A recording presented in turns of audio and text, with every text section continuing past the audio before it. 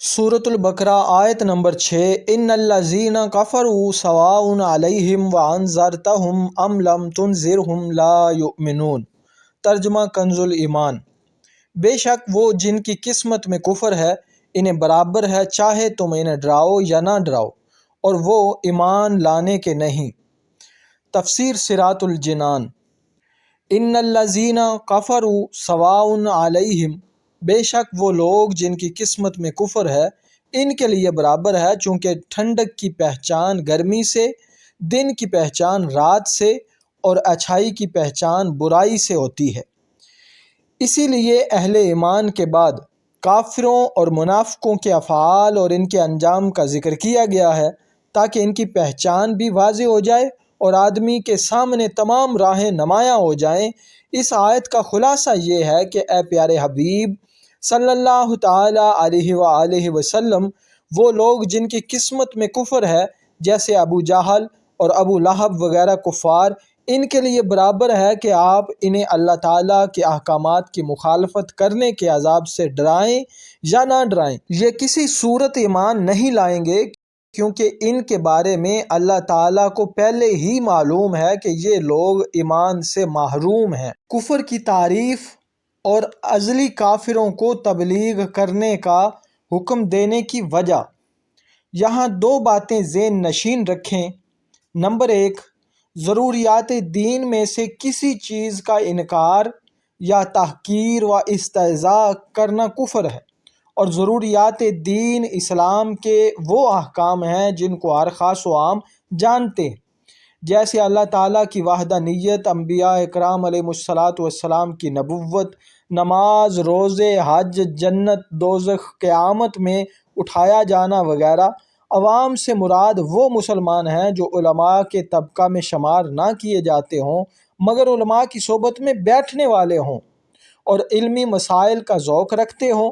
اس سے وہ لوگ مراد نہیں جو دور دراز جنگلوں پہاڑوں میں رہنے والے ہوں جنہیں صحیح کلمہ پڑھنا بھی نہ آتا ہو، کہ ایسے لوگوں کا ضروریات دین سے نا واقف ہونا اس دینی ضروری کو غیر ضروری نہ کر دے گا۔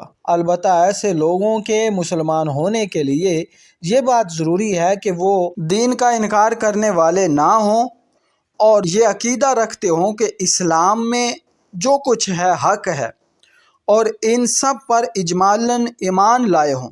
نمبر 2، ایمان سے محروم کفار کے بارے میں معلوم ہونے کے باوجود انہیں تبلیغ کرنے کا حکم اس لیے دیا گیا تاکہ ان پر حجت پوری ہو جائے اور قیامت کے دن ان کے لیے کوئی عذر باقی نہ رہے۔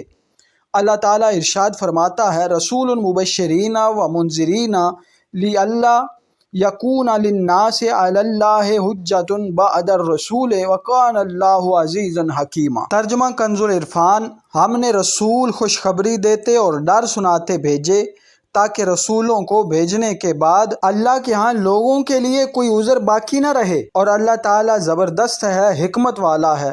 اور ارشاد فرمایا، وَلَوْ أَنَّا أَهْلَكْتُمْ بِعَذَابٍ مِّن قَبْلِهِ لَقَالُوا رَبَّنَا لَوْلَا أَرْسَلْتَ إِلَيْنَا رَسُولًا فَنَتَّبِعَ آيَاتِكَ مِن قَبْلِ أَن نُّذِلَّ وَنُعْذَرَ۔ ترجمہ کنز العرفان۔ اور اگر ہم انہیں رسول کے آنے سے پہلے کسی عذاب سے ہلاک کر دیتے تو ضرور کہتے، اے ہمارے رب، تو نے ہماری طرف کوئی رسول کیوں نہ بھیجا کہ ہم ذلیل و رسوا ہونے سے پہلے تیری آیتوں کی پیروی کرتے۔ نیز انہیں تبلیغ کرنے سے ایک فائدہ یہ بھی حاصل ہوا کہ وہ اگرچہ ایمان نہیں لائیں لیکن حضور پر نور صلی اللہ علیہ وسلم کو انہیں تبلیغ کرنے کا ثواب ضرور ملے گا۔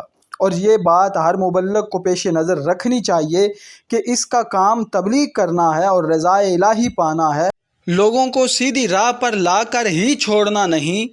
لہٰذا مبلغ نیکی کی دعوت دیتا رہے اور نتائج اللہ تعالیٰ کے حوالے کر دے، اور لوگوں کے نیکی کی دعوت قبول نہ کرنے سے مایوس ہونے کے بجائے اس ثواب پر نظر رکھے جو نیکی کی دعوت دینے کی صورت میں اسے آخرت میں ملنے والا ہے۔ میں امید کرتا ہوں کہ یہ ویڈیو آپ کو پسند آئی ہوگی۔ پیارے ناظرین، اس چینل پر اسی طرح روزانہ قرآن کریم کی ترتیب کے ساتھ ایک آیت، اس کا ترجمہ اور تفسیر بیان کی جاتی ہے۔ آپ سے گزارش ہے کہ اس چینل کو سبسکرائب کریں تاکہ روزانہ آپ تک ایک آیت اور اس کا ترجمہ پہنچتا رہے۔ ملتے ہیں اگلی ویڈیو میں، تب تک کے لیے اجازت دیجیے۔ اللہ حافظ۔